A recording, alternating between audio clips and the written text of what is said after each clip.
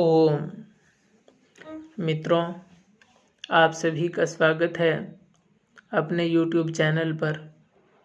आज हम एक अति महत्वपूर्ण विषय लेकर के आए हैं।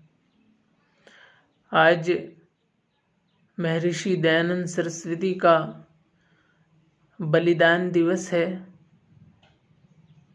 बहुत कम लोगों को जानकारी है।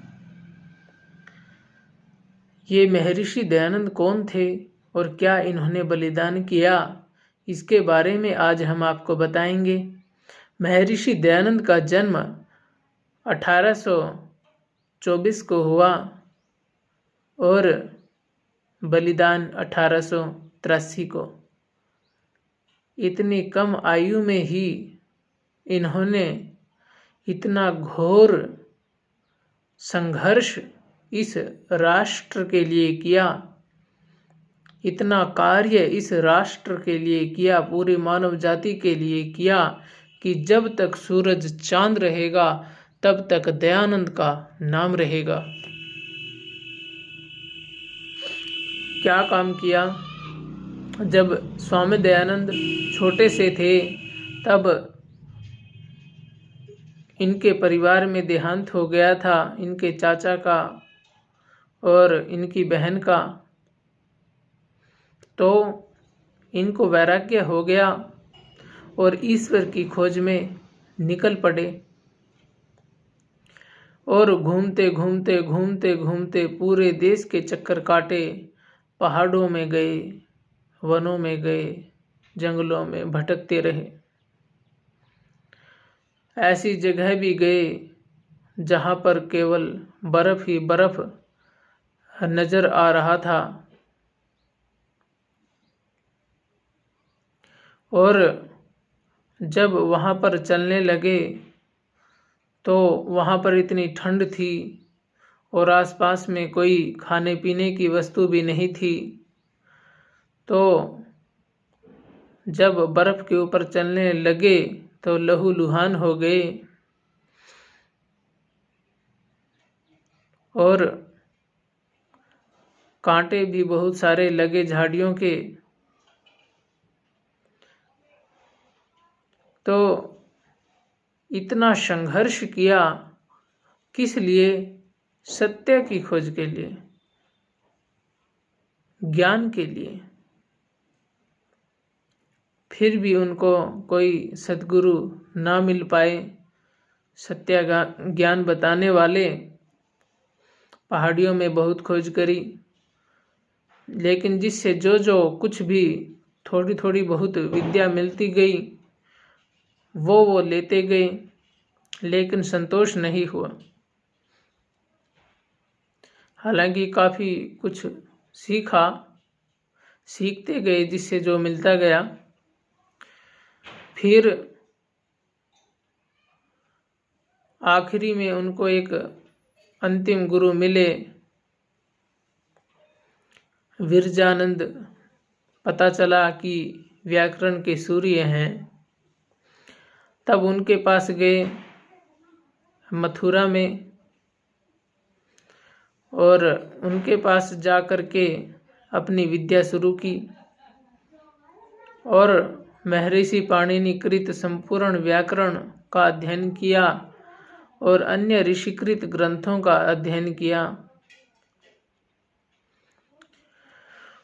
और इसके अलावा संपूर्ण वेद शास्त्रों का अध्ययन किया। अध्ययन तो वैसे स्वामी दयानंद सरस्वती का शुरू से ही चालू था, लेकिन यहाँ आकर के उनको सत्य असत्य का बोध हो गया गुरु विरजानंद से। पता चल गया सत्य ज्ञान कौन सा है और मिथ्या कौन सा। ठीक से जानकारी हो गई। उसके बाद स्वामी दयानंद को बड़ी प्रसन्नता होती है कि भले ही मैंने धक्के खाए बहुत, लेकिन अब तो सच्चा ज्ञान मिल गया। अब मैं समाधि लगाऊंगा और ईश्वर को प्राप्त करूंगा। लेकिन हमारे देश में एक परंपरा होती है गुरु दक्षिणा की परंपरा। जब गुरुजी से विद्या ग्रहण करते हैं उसके बाद उनको दक्षिणा भी देनी होती है। तो क्योंकि गुरु विरजानंद जी जो थे वो बहुत बीमार रहते थे, उनके पेट में कुछ रोग था, तो गुरु दक्षिणा में स्वामी जी लौंग लेकर के आए। अंधे थे गुरु विरजानंद जी, लेकिन अंधे होने के बावजूद भी बहुत मेहनती थे और सारी विद्याओं के ज्ञाता थे। बड़े परिश्रम से विद्या ग्रहण की थी। और जब दयानंद सरस्वती लौंग लेकर के आए और उनको देने लगे उनके चरणों में, तो विरजानंद जी बोले, दयानंद, इतनी दक्षिणा पर्याप्त नहीं है। आज तक मैंने अपने किसी भी शिष्य के पढ़ाने में इतना परिश्रम नहीं किया जितना तुम्हें पढ़ाने में किया है। क्योंकि दयानंद अति बुद्धिमान था और बहुत गहराई से विद्या पढ़ता था, बड़े बड़े सवाल करता था। इसलिए इतनी गुरु दक्षिणा से मुझे संतोष नहीं है। तो दयानंद बोले, गुरुजी, मैं तो एक सन्यासी हूँ, इसके अलावा मेरे पास देने के लिए क्या है? तो गुरु विरजानंद जी कहते हैं, दयानंद, तेरे पास देने के लिए वो चीज़ है जो किसी और के पास नहीं है। तेरे पास विद्या है जो मैंने तुम्हें दी है, और इसके अलावा भी जो तुमने विद्याओं का अलग अलग जगह से अध्ययन किया है, जो भी तुमने साधना की है, अपनी योग्यता बनाई है, वो योग्यता तुम्हारे पास है। मुझे वो सारी योग्यता चाहिए। मुझे तुम्हारा गुरु दक्षिणा में जीवन चाहिए। दयानंद बोले, अचंभित रह गए दयानंद कि गुरुजी मेरे जीवन का क्या करेंगे? तो गुरुजी बोले, इस भारत की दशा देखो। एक समय था जब ऋषि मुनियों का बोलबाला इस देश में हुआ करता था और वेदों का ही अध्ययन पूरे देश में चला करता था, और अब वो समाप्त प्राय हो चुका है। और तुम्हारा जीवन मैं केवल इसीलिए मांग रहा हूँ, तुम अपना सारा जीवन वेदों को स्थापित करने के लिए लगाओ, वेदों के प्रचार करने के लिए लगाओ, और जो वेद विरुद्ध जितने भी मत पंथ संप्रदाय चले हुए हैं उनका खंडन करने के लिए अपना सारा जीवन लगा दो। और जो भारत माता है, वो गुलाम है, उसको आज़ाद करवाने के लिए अपना सारा जीवन लगा दो। यही मैं चाहता हूँ और यही मेरी गुरु दक्षिणा भी है। तो ये गुरु दक्षिणा मांगी गुरु विरजानंद जी ने। तो दयानंद को भी आश्चर्य हुआ कि एक गुरु अंधा, जिसने संसार को अच्छे से देखा भी नहीं, वो भी जानता है कि समाज में कितनी बुराइयां हैं और वेद विरुद्ध कितने मत पंथ संप्रदाय फैले हुए हैं। तो स्वामी दयानंद सरस्वती हाँ भर लेते हैं और कहते हैं, गुरुजी, मैं प्रतिज्ञा करता हूँ आपके सामने, मेरा जितना भी जीवन शेष बचा है सारा अपने वैदिक धर्म के प्रचार प्रसार के लिए लगाऊंगा।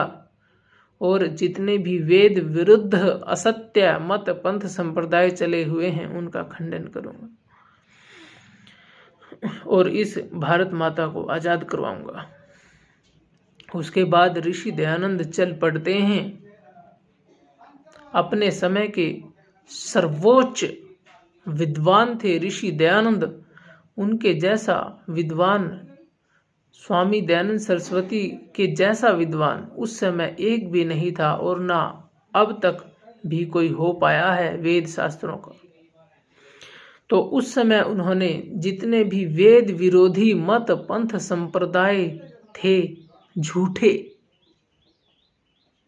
सबका खंडन किया, सबको शास्त्रार्थ का, डिबेट का खुला चैलेंज किया और जगह जगह घूम करके डिबेट भी की, शास्त्रार्थ किए और शास्त्रार्थ में उन सभी महारथियों को हराया जिन्होंने पाखंड के अड्डे खोल रखे थे। काशी के अंदर गए, वहां भी शास्त्रार्थ किया, सब जगह जाकर के शास्त्रार्थ किया और उनको हराया, पाखंडियों को, और वैदिक धर्म की पुनः स्थापना की। आर्य समाज के नाम से एक संस्था बनाई जिसका उद्देश्य उन्होंने दिया कि आपको आर्य समाज में आपको वैदिक धर्म का प्रचार करना है, वेद का प्रचार करना है, ऋषि मुनियों के ग्रंथों का प्रचार करना है, ताकि ये देश विश्व गुरु बन सके और आजाद भी हो सके। लेकिन जो देशद्रोही लोग थे, जो गद्दार लोग थे, उनको ये चीज बर्दाश्त ना हो पाई, क्योंकि स्वामी दयानंद सरस्वती ने केवल अपने ही पाखंडियों का खंडन नहीं किया था, उन्होंने जो मुसलमान थे, जो ईसाई थे, जिनका राज्य था ईसाइयों का, उनकी बाइबल का भी खंडन किया था और उनको भी डिबेट का चैलेंज किया था और उनको भी हराया था। तो उस समय सब उनको अपना शत्रु मानने लग गए थे, कुरान वाले मुसलमान भी, बाइबल वाले ईसाई भी, और अपने जो हिंदुओं में पाखंडी बाबा हैं ये भी, और जो देशद्रोही ताकतें हैं वो भी, गद्दार। तो बार बार स्वामी दयानंद सरस्वती को क्या दिया इन लोगों ने इसके बदले में? विष। स्वामी दयानंद सरस्वती ने तो इस देश को ऐसी विद्या दी जो लुप्त प्राय हो चुकी थी, लेकिन इस समाज ने ऋषि दयानंद को बदले में क्या दिया? विष दिया। एक बार नहीं, 17 बार विष दिया, क्योंकि एक बार विष देने से स्वामी दयानंद मरे नहीं, बहुत बलशाली थे। एक बार विष दिया, निकाल दिया स्वामी दयानंद सरस्वती ने, दूसरी बार दिया, वो भी निकाल दिया, लेकिन बार बार विष देते चले गए। 17 बार विष दिया। फिर आखिरी बार जोधपुर में जब स्वामी दयानंद सरस्वती प्रचार के लिए जाते हैं जोधपुर के राजा के पास, जोधपुर के राजा भी पाखंडी थे, उस समय जो है वैश्य के पीछे लगे हुए थे। तो स्वामी दयानंद उनको बोलते हैं कि हे राजन, तुम ये क्या करते हो? एक शेर पुत्र होकर एक कुतिया पर मरते हो, ये क्षत्रियों का धर्म नहीं है। तो वैश्य को ये बात चुभ गई और उस वैश्य ने स्वामी दयानंद सरस्वती को ऐसा घोर विष दिया, दूध में मिला करके उसके रसोइयों को पकड़ा दिया जो जगन्नाथ था, और जगन्नाथ ने उसको विष दिया स्वामी दयानंद सरस्वती को दूध में घोल करके, कि स्वामी दयानंद सरस्वती को एकदम से पता चल गया कि जरूर कुछ दूध में गड़बड़ है। उन्होंने तुरंत अपने सेवक को बुलाया, तो सेवक ने सारी बातें बता दी कि आपके दूध में विष था। तो स्वामी दयानंद ने, हालांकि इतने दयालु थे, उसको भी पैसे दे करके भेज दिया कि तुम जाओ, नहीं तो लोग तुम्हें मार देंगे। तो उसके बाद क्या होता है, राजा उसकी चिकित्सा करवानी शुरू करता है और अली मर्दान खां एक डॉक्टर था मुसलमान, उसको बुलाता है और स्वामी दयानंद की चिकित्सा शुरू होती है। लेकिन अली मर्दान खां भी एक मुसलमान था, विश्वास के योग्य नहीं था और उस पर विश्वास किया गया। और अली मर्दान खां भी स्वामी दयानंद सरस्वती का शत्रु था, क्योंकि उसको पता था कि ये कुरान का भी खंडन करता है। तो वो भी अपनी तरफ से उसने दवाई कुछ नहीं दी, बल्कि उसने तो प्रयास ये किया कि जल्दी से जल्दी स्वामी दयानंद सरस्वती मरना चाहिए, और विष दिया। दवाई के नाम पर जहर ही देता रहा ताकि स्वामी दयानंद जल्दी से जल्दी मरे, ऐसा प्रयास किया उसने।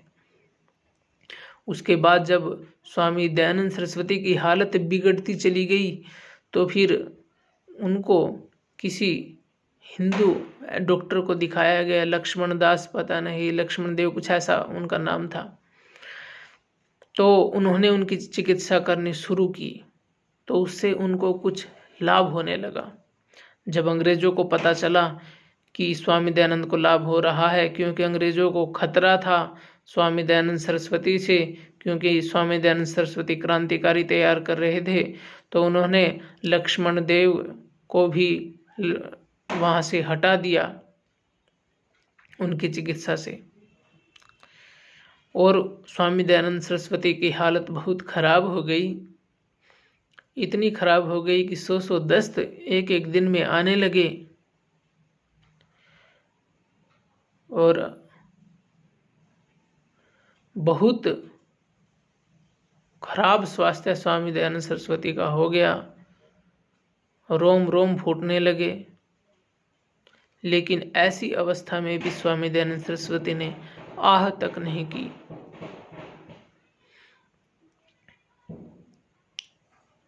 और अंग्रेजों का जब राज्य था, उससे पहले एक वायसराय आया था स्वामी दयानंद सरस्वती के पास। वो बोला कि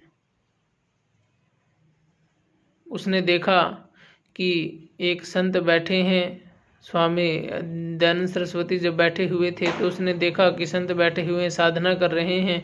तो उसने कहा कि आप ईश्वर से हमारे लिए भी प्रार्थना करो कि अंग्रेजों का राज्य अधिक से अधिक समय तक चले।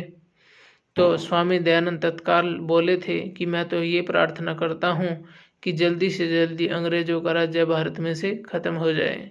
एकदम सत्यवादी थे, सामने ही बात कह देते थे, जैसे विदुर कह देते थे, चाहे कोई बुरा माने, चाहे कितना ही बड़ा आदमी हो, उसकी जो कमी है उसके सामने ही बोल देते थे। ऐसे लोग देखने में बहुत कम मिलते हैं जो सामने ही अगले व्यक्ति की कमी को कह दे, नहीं तो सामने कुछ और पीछे कुछ करते रहते हैं। खैर, स्वामी दयानंद सरस्वती की स्थिति बहुत खराब हो गई और बचने की कोई संभावना नहीं रही। तो इधर उधर उनको बहुत दिखाया गया, लेकिन ना तो कोई अच्छा चिकित्सक मिला, और यदि अच्छा चिकित्सक मिला तो अंग्रेजों ने उसको हटा दिया था। खैर, सब शत्रु बने हुए थे स्वामी दयानंद सरस्वती के चारों ओर से, अपने ही लोग भी। और उनका जो है 1883 में बलिदान हो गया। लेकिन जब बलिदान हुआ, बलिदान होने से पहले पंडित गुरुदत्त विद्यार्थी आर्य समाज में उस समय सम्मिलित हुए थे, बहुत तर्कशील थे। वो कहते थे कि मैं आर्य समाज की सारी मान्यताओं को मानता हूँ, लेकिन मैं ईश्वर को नहीं मानता। ईश्वर तर्कों द्वारा तो सिद्ध होता है, लेकिन फिर भी मेरी आत्मा नहीं मानती। लेकिन जब उन्होंने स्वामी दयानंद सरस्वती को देखा कि 100 दस्त हर रोज आ रहे हैं और इतना घनघोर विष इनको दिया गया है और रोम रोम फूट रही है, फिर भी ये व्यक्ति आह नहीं करता और ईश्वर का ध्यान कर रहा है और मुख पर वही का वही तेज है। तो स्वामी दयानंद के तेज और प्रभाव को देख करके वह पंडित गुरुदत्त विद्यार्थी नास्तिक से आस्तिक हो जाता है और वो उस समय का इतना बड़ा बुद्धिमान था। पंडित गुरुदत्त विद्यार्थी विदेशों में भी जिसकी पुस्तक पढ़ाई जाती थी और एक बार जिस पुस्तक को पढ़ लेता था तो तुरंत कंठस्थ हो जाती थी। और उसने उस स्वामी दयानंद सरस्वती की पुस्तक को 18 बार पढ़ा था, जिसका नाम है सत्यार्थ प्रकाश। सत्यार्थ प्रकाश ऋषि दयानंद तो चले गए, लेकिन हमें एक ग्रंथ दे गए सत्यार्थ प्रकाश, जिसमें उनके सारे जीवन के अनुभवों का, सारे जीवन में जो उन्होंने विद्या ग्रहण की है उसका निचोड़ है। इसलिए आप उस पुस्तक को जरूर पढ़ें। यही स्वामी दयानंद सरस्वती को सच्ची आपकी तरफ से श्रद्धांजलि है। उसका ज़्यादा से ज़्यादा प्रचार करें। जिसने उसको अच्छे से पढ़ लिया, समझ लो, वेद रामायण महाभारत उपनिषद की मुख्य मुख्य सिद्धांतों को पढ़ लिया और उसके सामने कोई भी मुसलमान, ईसाई, सिख, जैन, बौद्ध टिक नहीं पाएगा, कोई भी मत मतांतर टिक नहीं पाएगा, फुल गारंटी है। और इसलिए स्वामी दयानंद सरस्वती के बलिदान दिवस पर हमने आपके सामने स्वामी जी की जीवनी संक्षेप से रखी। उसकी प्रेरणा लें उनसे, आप फिर से कोई दयानंद जैसा ऋषि दिखा दे, भगवान आर्यों को पहली लगन लगा दे।